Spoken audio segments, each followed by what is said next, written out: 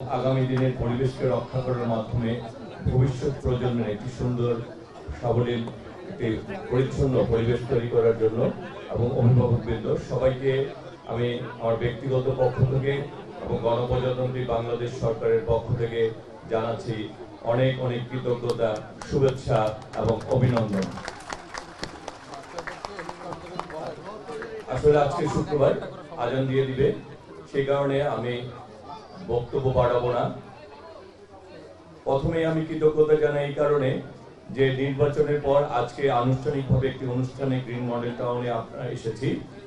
আপনারা ভোট দিয়ে আমাদেরকে নির্বাচিত করেছেন। আমাদের সরকারের মাননীয় প্রধানমন্ত্রী আজকে দেশকে গড়ে তোলার জন্য বিভিন্ন পর্যায়ে কাজ করছেন। তেমনিভাবে আজকে দেশে বৃক্ষরোপণের মাধ্যমে আজকে আমাদের ভবিষ্যৎ যে বাংলাদেশ, সেই বাংলাদেশ সবুজায়নের মাধ্যমে আমরা যাতে আমাদের পরিবেশকে রক্ষা করার মাধ্যমে আমাদের বাচ্চাদের জন্য একটি ভবিষ্যৎ নিরাপদ বাংলাদেশ রক্ষা করতে পারি, সেই জন্য আমাদের মাননীয় প্রধানমন্ত্রী কাজ করছেন। আমরা তার অংশ হিসাবে আপনাদের ভোটে নির্বাচিত হওয়ার মাধ্যমে আমরা মনে করি আজকে এই অনুষ্ঠানে তা প্রমাণ করে যে আমরা শুধুমাত্র আপনাদের এমপি হিসাবে না, আপনাদের একজন জবাবদিহিতার মধ্যেই আমরা এসেছি। আজকের এই সরকারকে জনগণ মনে করে তার ভোটে সরাসরি ভোটে নির্বাচিত সরকার, সুতরাং এই সরকারের প্রতিনিধি হিসাবে অবশ্যই আমি আপনাদের জবাবদিহিতার মধ্যে থাকতে আমি মনে করি সকল সময় আমি বাধ্য, কারণ আমরা আপনাদের ভোটে নির্বাচিত হয়েছি এবং আমাদের কাজই হচ্ছে এই ঢাকা ৯কে এবং বাংলাদেশকে গড়ে তোলা। ঢাকা ৯ মানুষের সুযোগ সুবিধা বাস্তবায়ন করার জন্যই আমরা মনে করি আমরা আপনাদের প্রতিনিধি হয়েছি। আর আমরা আমাদেরকে রাজনীতি মানে আমরা যেমনি মনে করি ক্ষমতা নয়, তেমনি জনপ্রতিনিধি হিসেবে আমি মনে করি আমি আপনাদের সেবা দিতেই আপনারা আমাকে নির্বাচিত করেছেন। সুতরাং এটি আমার দায়িত্বের মধ্যে পড়ে যে আমি আমার কর্মের মাধ্যমে যাতে আপনাদের সেবাগুলিকে নিশ্চিত করা যায়। সুতরাং আমি মনে করি আজকে আমরা আগামী দিনে ঐক্যবদ্ধভাবে আমরা আমাদের কাজগুলি করে এলাকার উন্নয়নে ত্বরান্বিত করব। আজকে এখানে বলতে চাই, আমি সরাসরি কয়েকটি এই গ্রিন মডেল টাউন নিয়ে কথা বলতে চাই।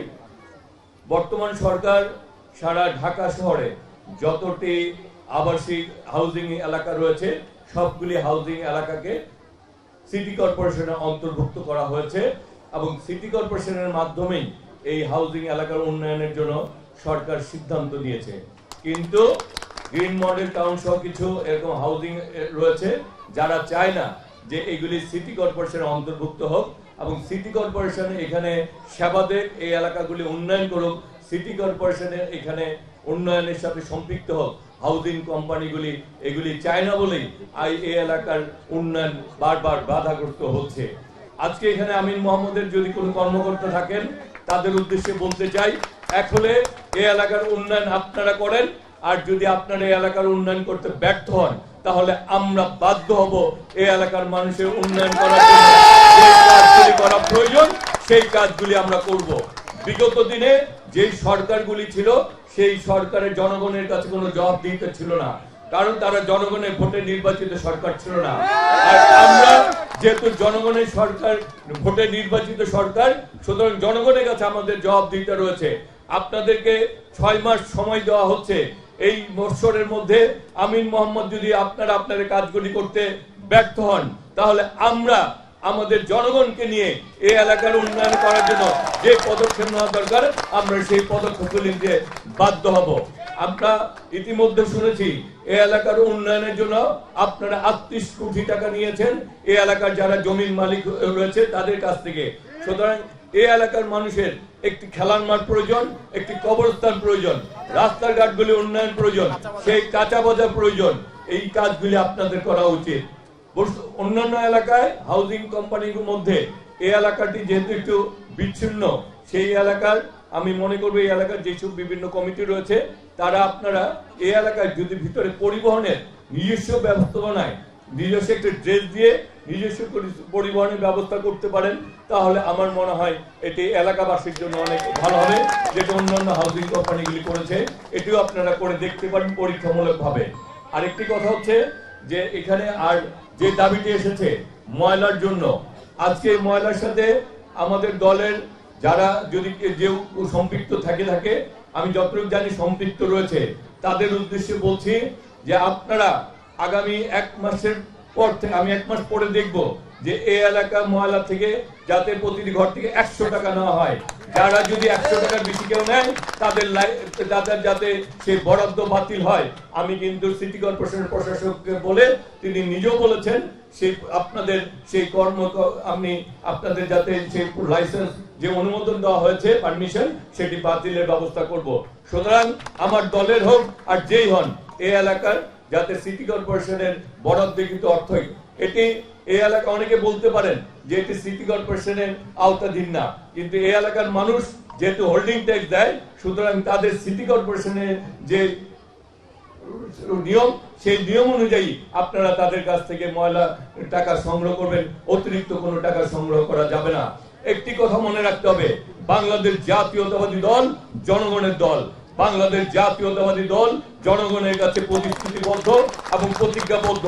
সুতরাং এই দল যারা করতে চাবে, এই দলে যারা নেতা হতে চাবে, তাদের জনগণের সাথে কাজ করতে হবে। যে কাজ করলে জনগণের ভালো হবে, সেই কাজের সাথে সম্পৃক্ত থাকতে হবে। জনগণের উপরে মাস্তানি করে, অত্যাচার করে, নির্যাতন করে যে নেতা হতে চাবে, তাকে কোনোদিন অন্তত আমরা ঢাকা নয় নেতা হতে দিব না। আর সবাইকে আমি বলবো, শহীদ রাষ্ট্রপতি জিয়া রহমানের আদর্শকে ধারণ করে, দেশনেত্রী বেগম খালেদা জিয়ার আদর্শকে ধারণ করে, আমাদের বর্তমান প্রধানমন্ত্রী জনাব তারেক রহমানকে, তার কর্মকাণ্ডকে অনুসরণ করে আপনারা আপনাদের দল, আপনাদের কর্মকাণ্ড, আপনাদের ব্যক্তিগত ব্যবহার সবকিছু পরিচালিত করেন। কারণ বিগত দিনে আওয়ামী লীগ যেভাবে চলছে, আমরা জাতীয়তাবাদী দলের নেতা কর্মীদেরকে সেভাবে চলা যাবে না, আমরা চলতে দিব না। আর একটি কথা মনে রাখবেন, নিজেকে ফোকাস করতে হলে নিজের কর্মকাণ্ডের মাধ্যমে ফোকাস করতে হবে। নিজেরা ভালো কাজ করেন, আমাদের দলের ব্যানারও আপনাদেরকে আগামী দিনে এলাকার উন্নয়নে বিভিন্ন কর্মকাণ্ডকে আপনাকে তুলে ধরতে হবে।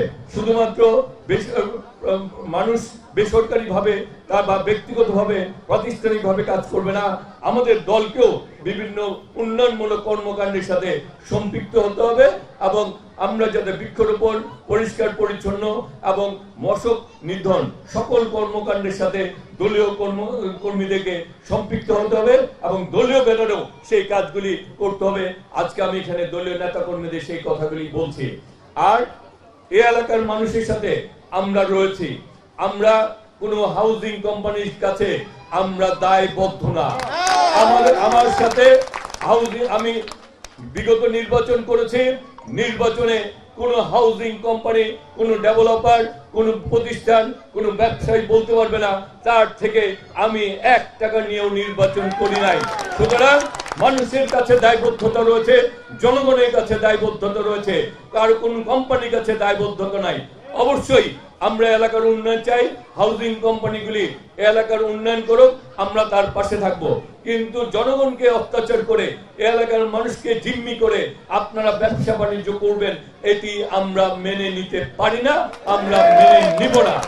আর আমরা চাই সকলে মিলে ঐক্যবদ্ধভাবেই এলাকার উন্নয়ন করতে। আর আপনারা যদি না পারেন হাউজিং কোম্পানি, তাহলে এটি সিটি কর্পোরেশনের কাছে, সিটি কর্পোরেশন এই হাউজিং কোম্পানি, ঢাকার প্রতিটি হাউজিং কোম্পানি সিটি কর্পোরেশন উন্নয়ন করতে চায়। সুতরাং আপনারা যদি ব্যর্থ হন, আপনারা সেই ব্যর্থতা স্বীকার করে আমাদের সিটি কর্পোরেশনের মধ্যে এইটিকে ছেড়ে দেন। সিটি কর্পোরেশনের মাধ্যমে আমরা এই এলাকার রাস্তাঘাটের উন্নয়ন করব, আপনাদেরকে কথা দিচ্ছি। সুতরাং আজকে থেকে এখানে স্পষ্ট কথাগুলি বলে গেলাম। আগামী দিনে আমরা চাই আমরা সকলেই মিলে এলাকার মানুষকে উন্নয়নের সেবা দিতে, এলাকার মানুষকে আমরা ভালো রাখতে চাই, আমরা চাই। আর এখানে এসির কথা বলেছেন মসজিদে, আমিন মোহাম্মদ, আপনারা যদি এই মসজিদের এসি দিতে ব্যর্থ হন আমাদেরকে বলেন, আমি ব্যক্তিগতভাবে জনপ্রতিনিধি হিসেবে বলছি এসির ব্যবস্থাও আমরা করে দিব। সুতরাং আমরা জনগণের সেবা দিতে চাই, আপনারাও জনগণের সেবা দেওয়া, শুধু ব্যবসায়িক মানসিকতায় থাকে না, জনগণের সেবা দেওয়ার জন্য কাজ করেন, জনগণের সেবা দেওয়ার জন্য কাজ করেন, তাহলে জনগণও আপনাদের পাশে থাকবে। আর জনগণকে জিম্মি করে কোন শুধুমাত্র ব্যবসায়িক উদ্দেশ্যে কাজ করেন না। কারণ আপনাদের এই আমির মোহাম্মদের যিনি চেয়ারম্যান ছিলেন, তিনি এক সময়, আমি বিভিন্ন সময় তাকে দেখেছি, সব সময় ইসলামিক বই খাতা নিয়ে উনি ধারণ করতেন, ইসলামের কথা বলতেন। আপনারা তার সন্তান হিসাবে, আপনারা তার উত্তরসূরি হিসাবে যোগ্য উত্তরসূরি হন, মানুষের কল্যাণ করেন, মানুষের কল্যাণের মাধ্যমে ব্যবসা বাণিজ্য করেন, আমরা আপনাদের পাশে থাকব। সুতরাং আগামী দিনে আমরা এমন এক বাংলাদেশ চাই যে বাংলাদেশে প্রতিটি নাগরিক বলতে পারে এই বাংলাদেশের মালিক সে, এবং আমার যে অধিকার একজন নাগরিক হিসেবে সেই সমান অধিকার ভোগ করছে।